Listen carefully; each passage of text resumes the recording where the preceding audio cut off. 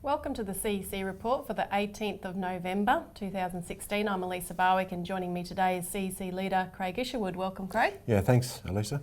And on today's show, good riddance TPP, bring on Glass-Steagall, OBOR and new economic order. And Australia must realign foreign policy against war. So firstly, good riddance TPP, bring on Glass-Steagall, OBOR and a new economic order.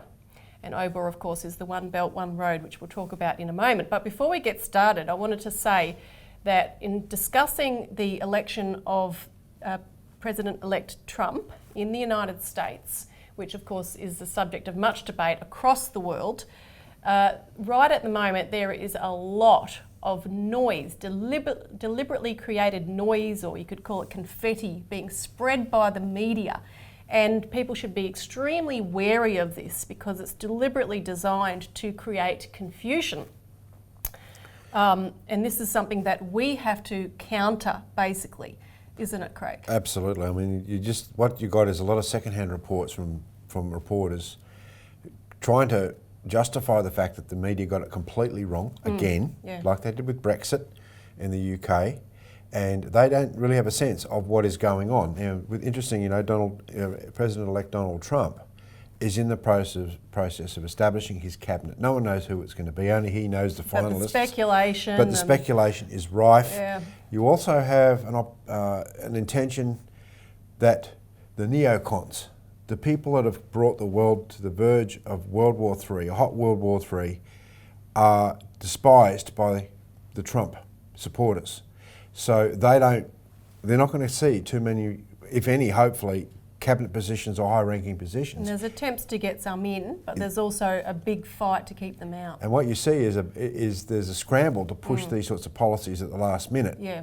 And it's quite dangerous, but nonetheless, the Trump campaign has led to a complete revolution in the way that everything is being done. Yeah, and the best way for us to focus, all of what's going on and the hoo-ha, is to focus on something very specific that can be achieved, because President-elect Trump came out supporting it just before the election and prior to that also, but most vocally just prior to the election. In the last days of the campaign, he came out fully in support of a new Glass-Steagall Act.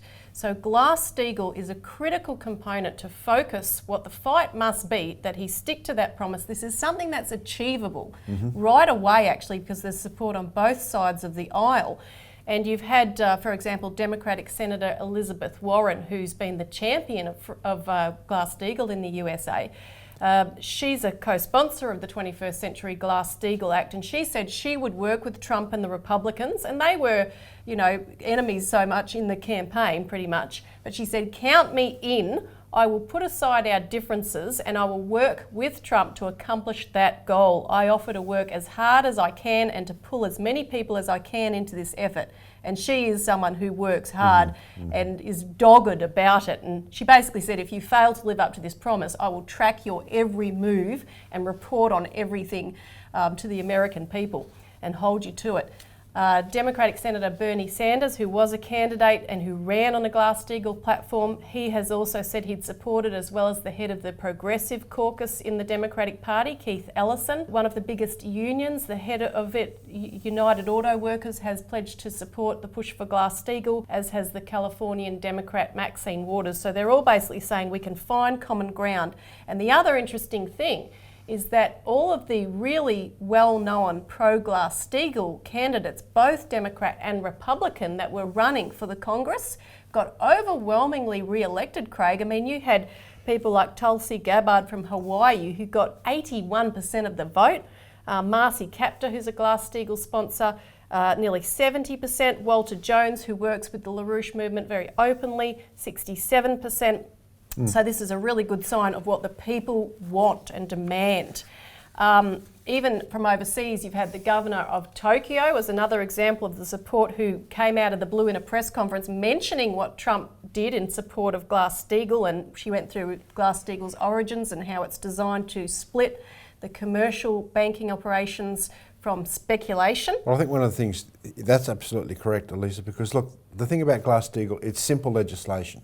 It's not complex. Like, it is basically saying that we were going to create banks. If banks want to have a banking license to be commercial banks, then they have to have a board and they have to simply be a bank for ordinary commercial purposes. That's taking deposits, give out mortgages, loans, and do the boring banking business. Now, the good thing about this is that people know about that. It's part of their experience. That's what the Glass-Steagall says. If you want a banking license to be a commercial bank, you are going to be a boring bank. Yeah, but that's good. That's what you're going to do. People will have safe investments and savings. And that means that all the merchant banking, the investment banking, stockbroking houses, insurance companies that have all been piled into these too big to fail banks get broken out with separate boards. They're a separate entity, and if they want to go and fiddle around with gambling instruments like derivatives and all sorts of toxic other instruments, they can continue to do that, but they're not going to get the support of the government.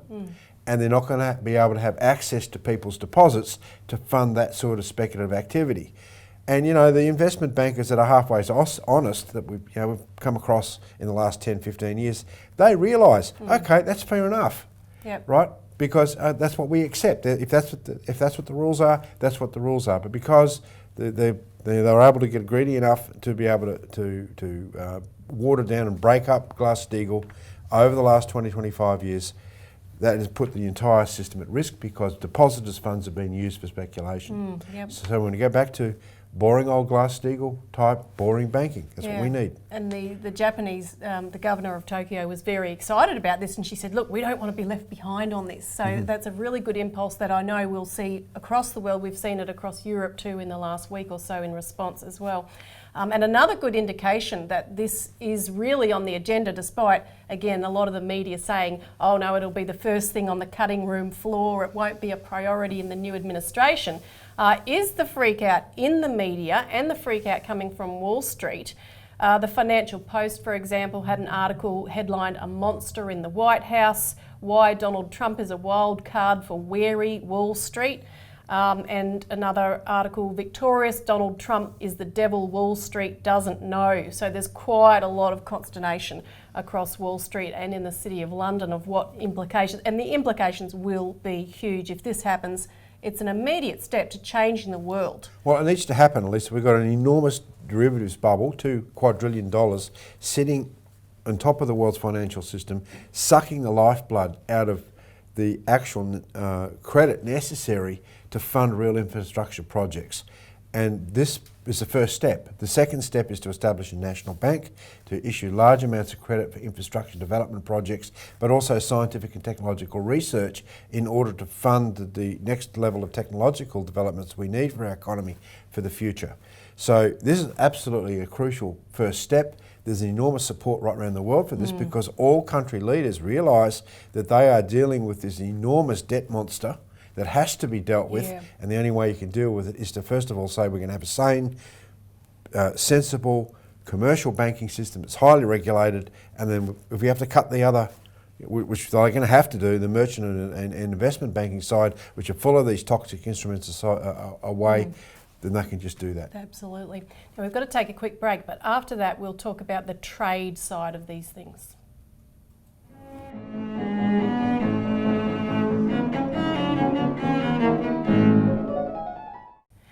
Welcome back to the CEC Report, where we're discussing the possibility of a new economic order. Now, we just talked about the possibility of Glass-Steagall, given that President-elect Donald Trump has been supportive of that idea. But the other big fight that he raised, of course, was on the matter of free trade, and he raised the fact that NAFTA had taken away jobs from within the United States. He said the same of the TPP, the Trans-Pacific Partnership, which has come under a lot of attack across the world, and it was already going to be very difficult. Obama was going to try to get it through the Congress in the lame duck session, but after the election of Trump, he announced that was off the agenda. The Republican and Democratic leaders of the Congress also said, no, not a chance, forget about it. So basically that's out the door, and that is really good news. And at the same time, in Europe, you also have the other free trade agreements, the Atlantic side of the TPP, which is the Transatlantic Trade and Investment Partnership, and also CETA, which is the Comprehensive Economic and Trade Agreement, and that's between the EU and Canada. And they've both been on the rocks as well. Now, of course, our organisation has long opposed free trade, but we're not opposed to trade. No. And that really is the point. And what you see before the eyes of the world actually is a brilliant example of how trade can flourish without so-called free trade, and that is on the basis of what China is doing with the One Belt, One Road project. And we've got a beautiful analysis and a report back really on what's been accomplished since Xi Jinping, the Chinese president, announced the program for the New Silk Road, maritime and land-based, in 2013. And just some of the elements of that is that you have, and we'll put up a map, 6 routes that have been constructed, and they're in various stages, of course, including, and in addition, I should say, 2 sea routes as part of the Maritime Silk Road. Since 2013, Xi has visited 37 countries to promote this. The project has created a framework for many bilateral agreements between nations along the route and has spurred incredible regional agreements, and various regional organisations are coming together around the possibilities for trade and cooperation, including the Shanghai Cooperation Organisation, the Eurasian Economic Union, the China Central Europe Economic Cooperation. You've got ASEAN plus China, ASEAN plus Russia, APEC, ASEM. There's a whole bunch of groups. And China has signed trade agreements with 67 countries. And they've set up industrial development zones, economic cooperation zones, new ports, including dry ports, rail corridors and connections. So obviously that kind of cooperation naturally creates the basis of trade in a much better way than any kind of TPP type agreement of just signing, a piece of paper would ever do, because you're actually already working together. But Craig, why is there such consternation over this? I mean, this is all based on win-win cooperation rather than exclusive things like TPP, which include certain countries. This is based on nations working together and on mutual benefit. Well, first of all, Elisa, there's no such thing as free trade. I mean, for all those people that tout these free trade agreements, they're not free trade agreements. Well, no, because they always exclude someone. If they were free trade agreements, they'd be completely free. I mean, in other words, there would be no restrictions on any aspect of the trade. But when you look at these free trade agreements, there's so many caveats and deals and backroom deals done to prop up and to support the vested interests in these deals, that the people that lose out are the actual producers in either country. And this is what the argument is from a lot of the Mont Pelerin type free traders. Oh, these aren't really free trade deals. We should have no regulation, no caveats, whatever, on these free trade deals. But that never works, right? Because you're dealing with, as we've seen with the British East India Company, which was the beginning of the whole Adam Smith free trade dogma, is that there's always a middle entity, and that entity happened to be the British Empire. It's the one that benefited from the free trade. And the big corporations today act in that same capacity. So it's a financial, the big banks and the big trading houses, the multinational corporations, are all the ones that benefit. The producers don't. And what you see is a collapse usually in the physical output. Whereas these other agreements, these bilateral agreements, are usually around specific industries or specific projects in order to boost the physical economy of each of the countries that are involved. So there's mutual benefit for both countries. In the case of China, it's exporting certain degrees of technology and then importing goods that they don't have for their massive population. So in this case, it's a win-win. Yeah. But again, the free trade dogma is similar to the military dogmas, where you have this idea there must be a winner and there must be a loser. Survival of the fittest. Survival of the fittest. And if you go back to the philosophy of free trade outlined by Adam Smith, it completely rules out the idea that you could possibly have a government that had people in it that were interested in acting for the general welfare of the population. They work on the idea of you have to actually promote the vices of the population. Public benefit is derived from the vices of the population. People being selfish and demanding what they want. And this is absurd, because the point is that then you can never have any sort of higher collaboration between nation states. But see, the reason you don't have that is because you're not supposed to have nation states. Well, that's right. So therefore, any idea of a nation state, which is what's the principle of the BRICS countries, Brazil, Russia, India, China and South Africa, where you have collaboration for the support of the people and for the nation state, that is in complete violation of the idea of free trade, of basically, the survival of the fittest amongst nations. And the TPP would put corporations above sovereign nation states, allowing them to sue sovereign nation states if they do something that would inhibit the profit-making capacities of that corporation. Yeah, so Glass-Steagall, for example, could be stamped out. The corporations are seen as much more efficient, they know how to do the jobs and so forth. And you've got these big governments that get in the road of these sorts of things. Now look, there is problems we've got in this country with bureaucracies that are stalling out all sorts of activity. Yeah. That's an unknown problem. But why do you have that? It's because you do not have the political leadership that has the interest of the people at heart, instead of being committed to their own political parties. Now, there's some good members of parliament that try to do this, but at the present time, the structures of the two-party system in our country have been a real roadblock to this. Yep. So what you've got is, you've got a mass strike happening in this country, in the United States. You've seen it in Brexit. You've seen it with the Labor Party in the UK, where people are saying we've had enough. And this is a fundamental change, Elisa. This is not just some cosmetic thing. And that's why all the media and the political classes of our country and other countries around the world are completely freaked out. It's because they don't understand it.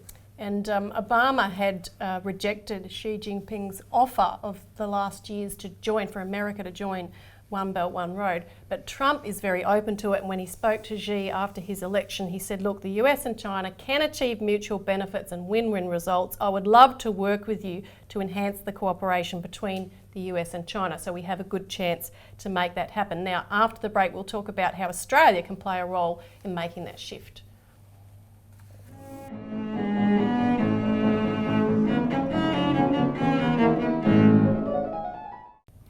Welcome back to the CEC Report. Australia must realign foreign policy against war. Now, basically the election of Trump has earned us a brief reprieve in the war drive just because it interrupts the immediate agenda that was on the go with Obama and which Hillary had promised to continue. And this is reflected across the world in various headlines like, for example, Donald Trump's victory averted World War III, top Putin aide claims. And that was a MSN News headline quoting Sergei Glaziev, who's a top advisor to Putin. And so that's very true for the moment, that we have averted the immediate threat, which was very much on the cards, as we've been saying, regularly on the show. But to make that permanent rather than just a reprieve, Australia has a crucial role to play. And of course, the election of Trump, as everyone's no doubt noticed, has raised a debate about whether Australia should have such close ties to America. So it's kind of raised it for all the wrong reasons, but at least there's a debate which we've been pushing for a time. But we'd like to make this point, and that is that, look, our real allegiance is not so much to the United States as to Britain, because it's Britain that is instigating all the foreign policy adventures that we're joining in on, such as the regime change operations in Iraq, Libya and Syria. And so that is the bigger issue, and that is where the debate has to come. And it's opened up somewhat in the last week because Britain has basically had to come out openly to push for this regime change in Syria because of the fact that Trump has pulled back on it and said, well, I would work with Russia, Assad should remain in power. So the plan is that the British have said we have to send Boris Johnson over to America, the foreign minister, and influence Trump, and their plan is to spend the weeks before he's inaugurated on the 20th of January trying to influence his policy. So there was a memo written by the British ambassador to the US saying, look, Trump is open to outside influence if it's pitched right, and the British should be well placed to do this. And this was reported in the Sunday Times under the headline, Britain's Plan to Tame Trump. And then the 13th November Telegraph said Trump-Putin alliance sparks diplomatic crisis as British ministers demand assurances from US over Russia. And it basically mapped out that our number one priority in the next 3 months is to persuade Trump to remove Assad, and mapped out what Boris Johnson will be doing. So, Craig, this really reveals that they are the instigators, that they drive these wars from the get-go. Elisa, as you're talking, I'm thinking about the fact that even the Republican Party couldn't tame Trump.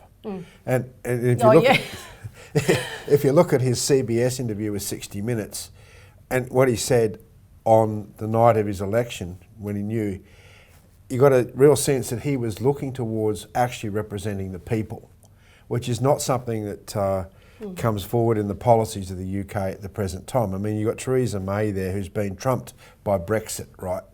And these, as I said, the political class is scrambling to understand that they're now, on the outer.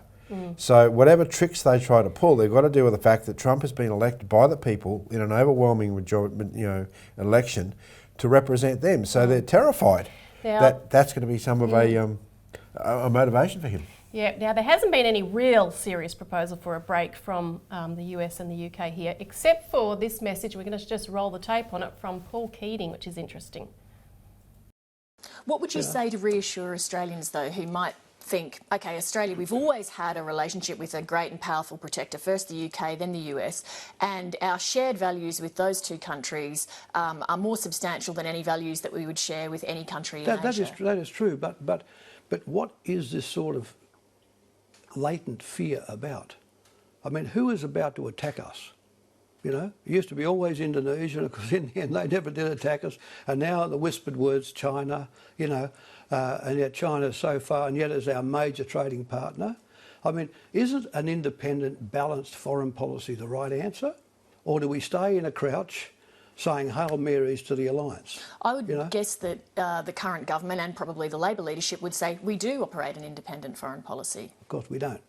The foreign policy of Australia is basically we have tag-along rights to the US, and we conduct our foreign policy, certainly since I left public office in the Howard years with Iraq, and in years since we've had more or less a tag-along foreign policy, tag-along the United States. It's time to cut the tag, time to get out of it. You said that Donald Trump is a strong man. If you were Prime Minister, how would you actually deal with him? Well, I like strong guys, I mean, it's great, I mean, look, he said some interesting things. Look, I wouldn't have voted for him at the election. I would have voted for Hillary. But he said some interesting things. You may know, but you may not know, I advised Bill Clinton in 1997 to wind NATO up. That trying to bite bits of the pie crust off Russia would only bring us problems. So Trump says, can't we have a better relationship with Russia? Not a bad idea. Then he says, instead of the pivot to squeeze China down, he says, can't we get along better with China? Can't we come to a better relationship with China? Not a bad idea. There's two reasonable ideas there. Well, Elisa, that's a very interesting interview because, look, we do need strong leaders in this world. Trump is a strong leader, and the point is also you have Paul Keating pointing out the obvious. It's about time we break from our colonial past, stop being a colonial acolyte of the British Empire and say, OK, let's have a sovereign, united foreign policy based upon us being good neighbours to Indonesia, to China and other places on the basis of the win-win policy of Xi Jinping. Exactly, and he talked earlier about how the Australian-American alliance has this kind of sacramental quality. We pray to it almost. So, we have to become a bit irreverent here, make some breaks and forge the right policy for Australia's future. And grow up. That's what we actually have to grow up on foreign policy and stop being someone else's, in a sense, slave, military slave. And Malcolm Fraser said that. So you've got former MPs, Prime Ministers, I should say, that are coming in on this. So we need to get the other MPs, the current PM in on the Act. Ring in and get a copy of this and contact your MP about these ideas. Get involved in the campaign. That's all we've got time for. Thanks, Craig. Yeah, thanks, Elisa. Thanks for tuning in, and join us again next week for the CEC Report.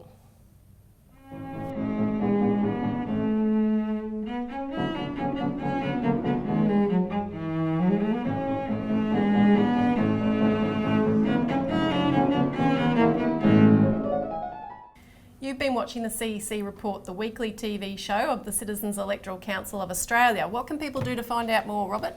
Well, they can get on our website, www.cecaust.com.au, or they can call our toll-free number, Elisa, to order a copy of this, the Australian Alert Service, which is our weekly publication where we write up all the material we use. That number is 1-800-636-432.